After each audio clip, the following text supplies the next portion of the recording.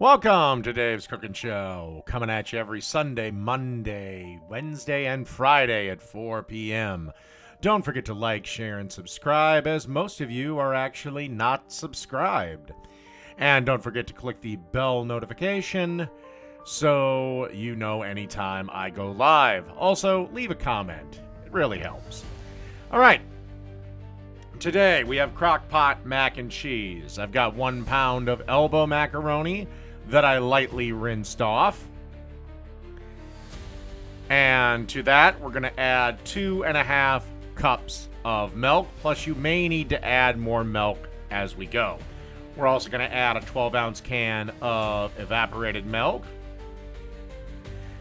And now we're going to add our salt and pepper.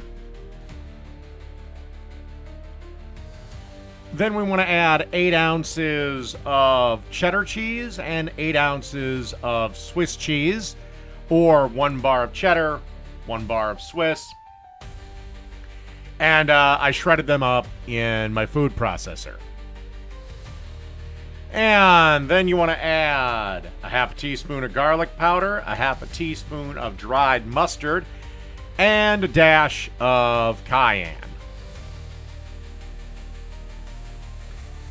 Then give this a stir around. Kind of mix everything up. Then add a 1/4 cup of butter that I cubed up. Place the lid on, and you want to cook for approximately 6 to 8 hours. Again, or more. Again, you may need to add more milk before you serve it. Like I said, this is a perfect set it, forget it, but check in on it every so often.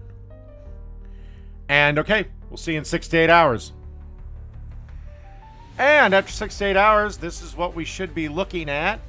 We're just going to top it off with a dusting of freshly ground black pepper. And that's that. Crockpot Mac and Cheese. Like I said, I did have to add more milk, but maybe yours will be different.